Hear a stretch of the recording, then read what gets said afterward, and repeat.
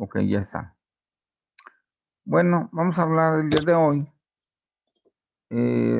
sobre lo que hemos estado hablando de las cuestiones psicológicas, de la psicología clínica en concreto y los elementos que debe de tener una teoría. Esto del libro que les compartí, que se llama Psicología Clínica y que, porque está muy pesado, ustedes tuvieron que descargarlo. De cualquier manera, yo hice las diapositivas con base en este libro. Y bueno, una de las primeras preguntas que se hace un psicólogo cuando está en clase y ve una sumatoria de teorías entre sí dispares o no concordantes, es que tal vez la psicología no sea una ciencia coherente, unida, que tenga una visión única y que ese relativismo pudiera llevarnos a fracasar en vez de a enriquecernos. Si tú le preguntas a un físico y te da una solución diferente a la de un segundo físico, y ese segundo físico diferente a la de un tercer físico, pues tú vas a pensar que esa ciencia no es seria, o que la gente que está preparando la prepara de manera muy ambigua, no tiene una certeza de sus puntos de vista. Y bueno, pues vamos a hablar precisamente de eso. ¿Cuál es el eje de una teoría? Por ejemplo, las preguntas que nos plantea el libro son: ¿deberían interesarse más en la conducta abierta y observable? Esa es una posibilidad. Otra es, o en los pensamientos o emociones que los individuos experimentan internamente, pero que reportan verbalmente. Entonces, ahí están dos puntos de vista. Si es abierta y observable, pues hablamos de teorías conductistas o cognitivo-conductuales. Y si son pensamientos que cada quien trae guardados y que por algún motivo el psicólogo invita a que lo saque, entonces es una teoría más de tipo psicoanalítico. O bien en los procesos fisiológicos y biológicos que ocurren dentro de la persona, que sería la famosa teoría de las emociones de Koffer y de otros autores. Pues, ¿cuál debería ser el eje de una teoría en psicología? A ver qué opinan. Lo que se ve, lo que no se ve, o lo que se puede medir a través de un electroencefalograma, un polígrafo, respecto de si la persona tiene algún tipo de alteración biológica, fisiológica. Entonces podemos evidenciar si tiene una emoción, qué tan fuerte es, si tiene un coraje, si tiene tal vez una hipotonía por causa de la depresión, qué sé yo. ¿Cómo ven? ¿Cuál de las tres debería de ser? Esas obviamente son solamente sugerencias del libro, porque seguramente hay más. ¿Qué opinión les merece? ¿A eje se refiere de dónde parte una teoría? Más que nada, el eje. O sea, alrededor de dónde vamos a trabajar, ¿no? Para postular una teoría, pues Freud trabajaba sobre lo que estaba adentro del individuo y que a través de muchas insistencias y sugestiones y teorizaciones de él, hipótesis, lograba que la persona lo sacara. Pero una gran crítica que se ha hecho a este punto de vista es que lo que la persona expresa pudiera ser algo que ella, no quiere, o no se permite que sea la verdad, porque le da vergüenza, entonces dice cosas un poquito falsas. Es que O entonces podría ser, o sea, partir o alrededor de los pensamientos, porque muchas veces, así como usted decía, ¿no? Lo observable o las conductas abiertas son muchas veces represiones de pensamientos ajá. Bueno, o de dice experiencias. Entonces, sí, yo opino que debería ser como alrededor de los pensamientos y las emociones y las experiencias, algo okey. más fisiológico.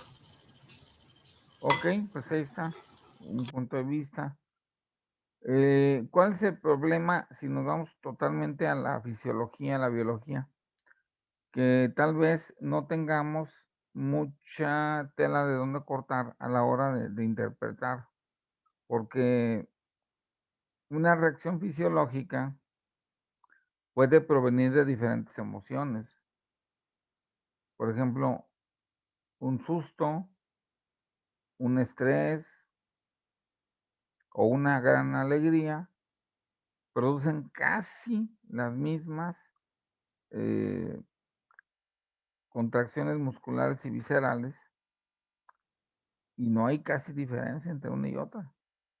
De hecho, Piaget, aunque ustedes lo duden, porque él estudió niños y sus etapas, pero poco antes de que se metiera a estudiar esto, le intrigó cómo se parecía la risa con el llanto y contrató a unos actores profesionales para que lloraran y para que se rieran, y les tomó fotos y se las llevó a unas personas y les pidió que seleccionaran la foto del actor o actriz que estaba llorando y del que se estaba riendo. Y para su sorpresa, la mayoría se equivocó. O sea, cuando una persona gesticula llanto, parecería como si se estuviera riendo.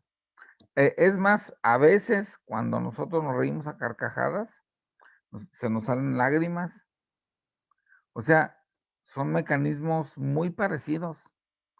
Pero claro, si tú le preguntas a la persona, ¿te estabas riendo o estabas llorando? Pues ya te dice, y la cosa ahí ya cambia. O sea que la fisiología es engañosa. A lo mejor en un animal es más evidente, su proceder. Si un león abre la bocota y gruñe y se va corriendo detrás de una presa, pues es como que muy obvio que se la quiere comer, ¿no? A que si está ahí con la cola quitándose las moscas.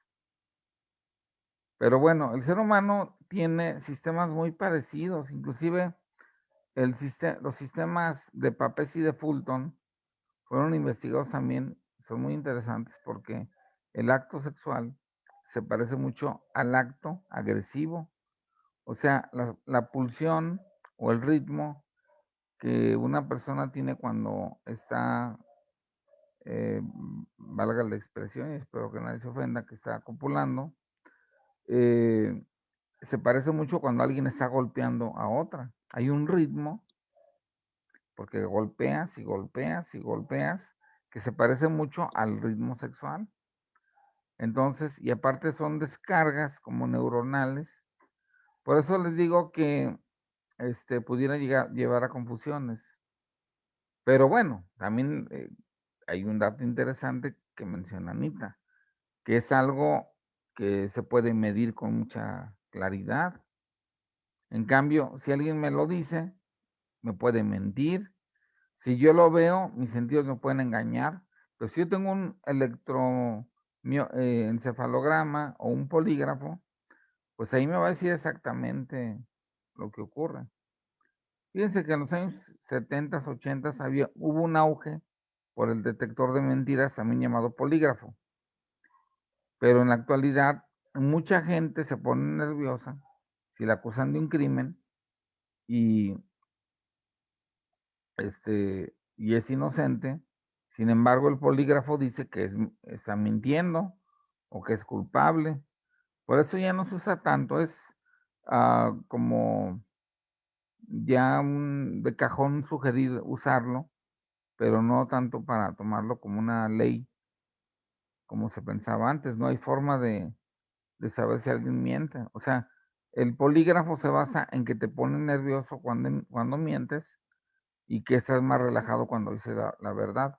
Pero a veces la gente cuando dice la verdad se pone muy nerviosa. O sea que no es tan cierto este asunto. Bueno, voy a pasar a la siguiente. Hay teorías clínicas, bueno, también aparte de estas, hay otras que se les llaman contextuales o situacionales.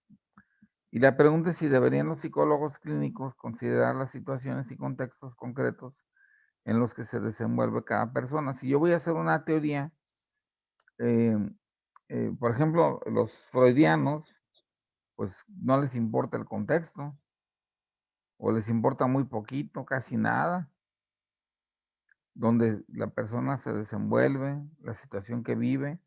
Para el freudiano, la persona no encuentra trabajo o no encuentra una forma de llevarse bien con su familia porque es ella la que no quiere cooperar, la que no quiere buscar, no es el ambiente laboral ni el ambiente familiar.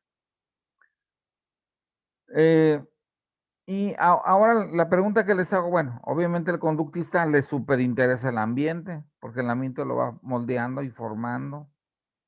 Entonces, estamos ahí en los extremos, ¿no? Bueno, pero ¿qué problema tenemos si creamos una teoría a partir de las situaciones que cada quien vive de forma diferente? Porque nos tocaron padres diferentes, abuelos diferentes, primos diferentes, situaciones socioeconómicas diferentes, etcétera, etcétera, ¿no? Nos tocó vivir en México, pero México no es idéntico. Guanajuato es ligeramente diferente a Michoacán, Michoacán a Zacatecas y bueno, y cada ciudad también es diferente entre sí. De hecho, el leonés es pues dicen por ahí las malas lenguas que somos medios hipócritas, que de Celaya para allá la hipocresía se va quitando, que somos doble moral, doble pecho, doble golpe de pecho.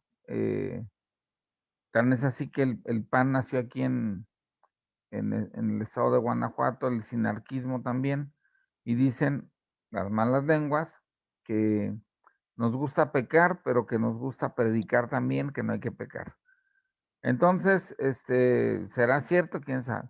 ¿Se aplicará a todos? ¿Quién sabe? Pero aquí el detalle es un contexto. La gente que es de allá de Coahuila, de Chihuahua, es bien franca, tan franca que hasta tú piensas que te está gritando, que te está insultando. O sea, es como para nosotros es metiche, ese tipo de gente.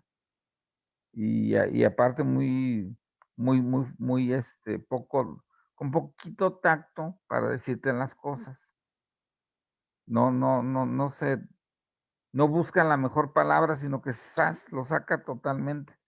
Pero no toda la gente es así. Yo conozco gente de Coahuila y obviamente no son así. También se dice mucho que la gente de Aguascalientes es súper doble moral, la de San Luis, pero también conozco gente muy franca de San Luis y no se diga de León, hay gente también muy franca. Y agréguenle ustedes que ha habido intercambios, o sea, mucha gente que vive en León viene del DF, viene de Guadalajara, este, y mucha gente que se acusaba de doble moralista, que era la que venía de Lagos de Moreno, Jalisco, de Arandas, de esas zonas de Jalisco, que son gente muy religiosa, pero muy doble moral, este, pues se ha ido diluyendo con gente autóctona de los que fundaron en un principio León. O sea que no podemos, es muy difícil estudiar un contexto y generalizar que porque alguien viene de aquí es así o asá. eh, no hay una sociedad que produzca más criminales que otra. no hay una sociedad que produzca gente con opiniones más parecidas entre sí. O sea, es muy diverso todo esto, no está tan sencillo. Ahora, ¿cuál es el gran problema que se observa si nos dedicamos a estudiar cada contexto y cada situación particular de cada persona? Es que ahí nos van a hallar. O sea, nos vamos a perder en un mar de datos y obviamente pues va a ser bastante complicado para un pobre psicólogo dedicarse nada más a checar contextos, ¿no? Ya ni para un sociólogo. Ellos quieren generalizar, o sea, ellos no. El americano es práctico, el mexicano es flojo, por poner un ejemplo. El alemán es súper riguroso con la exactitud, igual que el inglés. O sea, generalizaciones. Pero ¿en qué región de Alemania naciste? ¿Y cuáles son tus particularidades? ¿Qué tipo de padres tuviste? ¿Qué sé yo? Esas teorías clínicas situacionales pues no han prosperado por lo dificultosas que son o que resultan. ¿Hasta aquí todo bien? ¿Comentarios o Sí, dudas? profe. ¿O inquietudes o chismes?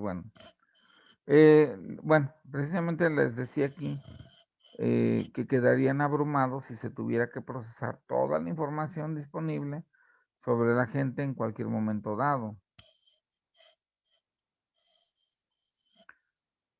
Eh,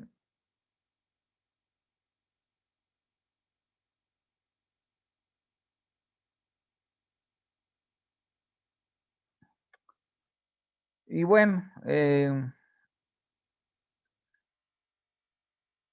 duelo también tiene una influencia social. Por ejemplo, ¿cuántas veces no se cree que los demás deben sufrir o sentir igual que nosotros? Y se les critica por ser o muy sensibles o muy poco sensibles en ciertas situaciones. El famoso egoísmo sentimental, que se define como la idea de que todos deben reaccionar emocionalmente como nosotros o están mal. El psicólogo clínico tiene, igual que cualquier persona, porque es un ser humano, y luego por ahí nos dicen, ¿cómo estás llorando si eres psicólogo, estás estudiando psicología? ¿O cómo tuviste una discusión con tus papás si eres psicólogo? Como si fuéramos supermanes, ¿no? O sea, en los sentimientos. O sea, como si no sintiéramos nada. El psicólogo va profundizando en la conducta humana, pero pues eso no significa que sea eh, inmune a las emociones. Eh, como decía Juan Gabriel, soy insensible a heridas de amor, porque soy psicólogo, pues no. Imagínense qué padre, ¿no? Pero también lo bonito es de la vida, es tener sentimientos y tener emociones. Y ser insensible no es sinónimo de estar cuerdo, porque una persona insensible puede matar a otra y no le remuerde la conciencia. Todos los psicópatas casi son insensibles. Entonces les digo, también hay ese otro peligro de que la sociedad nos quiera juzgar a fuerzas, que somos y tenemos que ser de una manera porque somos psicólogos o porque tenemos una teoría psicológica, que pues ellos ni las estudian. Lo único que hacen ellos es decir, no hay perdón, ¿alguien habló? Yo quería hablar, pero es que tengo aquí la clase de mi hija de lo de los insensibles. O sea, si hay algún problema, por ejemplo, si una persona es demasiado insensible, o sea, pues sí tiene algo, o sea, sí debe ser un poquito sensible o no, o es que esté perfectamente bien o cómo. No, pues es que hay variaciones. Hay gente que nace con más sensibilidad que otra. La gente que es muy sensible tiende a tener mucho más impacto del medio ambiente y por lo tanto, un fenómeno que acompaña a la sensibilidad es el cambio. La gente que es insensible, cuando egresa de sus etapas naturales de la adolescencia y de la juventud temprana, prácticamente se estabiliza y no cambia. La gente que es muy sensible sí cambia. porque le afecta el entorno, entonces se tiende a adaptar al entorno. Eh, la gente que es insensible, por ejemplo, ahí está Donald Trump, él quería que todos pensaran como él y se adaptaran a su forma de pensar, que deportaba a los niñitos y los dejaba sin su familia, sin sus padres, pues ¿para qué se andan metiendo a Estados Unidos sin papeles? ¿Verdad? O sea, totalmente insensible y el muro, ya lo detuvieron, llegó el nuevo presidente, dijo, adiós muro, un gastazo tremendo de dinero. Imagínense nada más una frontera tan grande como la que hay entre México y Estados Unidos, y este señor a fuerzas quería un muro pero ¿por qué no hace un muro entre Canadá y Estados Unidos? La frontera de Canadá con Estados Unidos también, pues es que el canadiense es muy parecido, es más, es mucho más, menos, tiene mucho menos latinos, es mucho más francés e inglés los canadienses comunes. Entonces, este señor es supremacista blanco y cree que los latinos somos gente mala, gente perversa, violadora, todo ese rollo. Entonces, él no lo vas a cambiar de punto de vista, porque él no es sensible.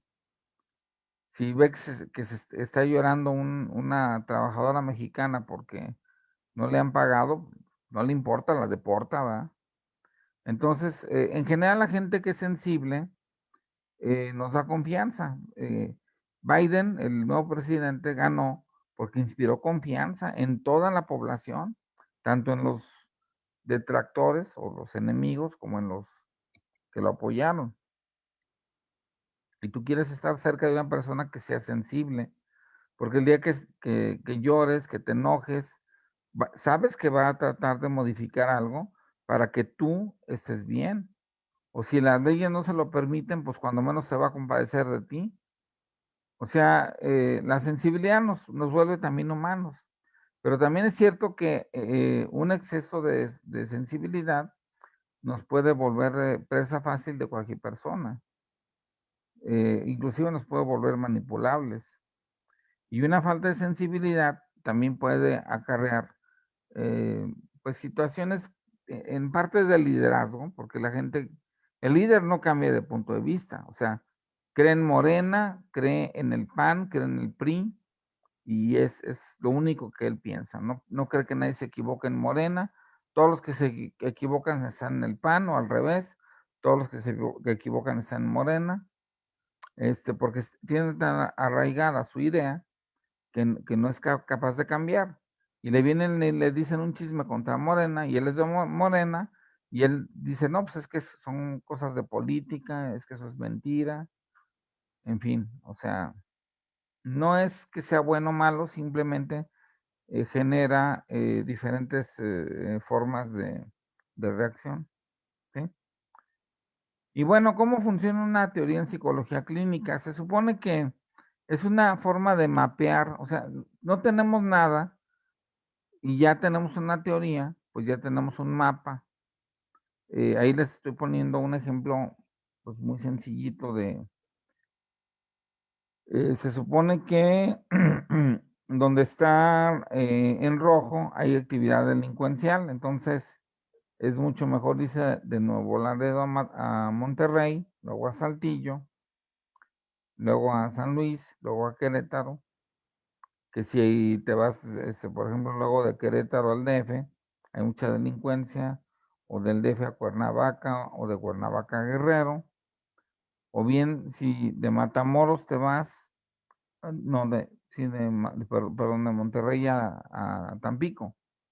Entonces, los mapas nos orientan cuál es el camino más cercano, cuál es el camino peligroso.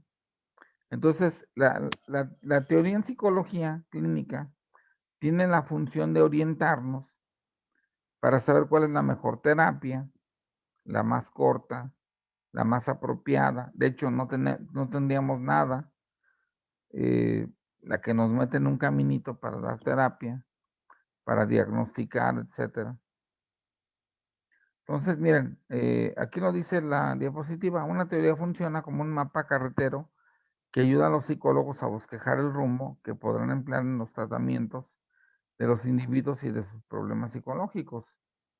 Porque no es lo mismo tener un mapa a no tener nada, ¿sí? Es mucho mejor tener un mapa de cómo pudiera procesar la persona y cómo pudiera curarse a no tener absolutamente nada de esto. ¿Hasta aquí algún comentario o duda? ¿Sí, todo bien? Todo bien, profe. Bueno, se habla también, pues hay psicólogos que cuando tienen sus primeras terapias se van por ensayos o errores. Entonces, esta forma de proceder, a ver, le pico por aquí, no funcionó, le pico por acá, sí funcionó, pues bueno, le sigo picando por acá. Pero, ¿cuál es el problema del ensayo y error sin una teoría? Es lo mismo que hace un amigo por ti. Tú le platicas y él te pregunta, y ya cuando toca zonas sensibles de las cuales tú no quieres hablar o que de plano tú le dices, pues sabes que no quiero tocar ese tema, pues él lo elude. No habría mucha diferencia entre un psicólogo y cualquier persona, cualquier amigo, ¿no? Entonces, aunque no nos guste alguna teoría, es mucho mejor tenerla para tratar problemas emocionales, y sería bastante difícil ir aprendiendo a la experiencia. O sea, un psicólogo que no utiliza una teoría o no la utilice, tardaría 30 años en medio aprender cómo hacerle, ¿no? O 40 años o no sé cuántos. Ensayo y error, a ver, mira, a mí esto no me está funcionando, pues voy a calarle por acá. No me funcionó por acá, le calo por acá. Entonces es mucho mejor tener una teoría para que, aparte de la teoría, tiene algo bueno, que es se va acumulando evidencia a favor o en contra de ella. Miren, otro problema, si quitamos a la teoría, inclusive si el tratamiento funciona, la ausencia de una teoría aumenta la posibilidad de que el tratamiento no pueda ser replicado. O sea, yo soy un excelente psicólogo, vamos a suponer, pero ¿cómo se lo comunico a otros si no tengo una teoría? O sea, tengo que teorizar. ¿Qué fue lo que hizo Freud? Fue un gran psicólogo, creó una teoría muy amplia, muy compleja, y la está reproduciendo la gente. Claro, unos dijeron, hay que quitarle esto, hay que ponerle aquello, le fueron acomodando, pero bueno, se fue depurando, se fue mejorando.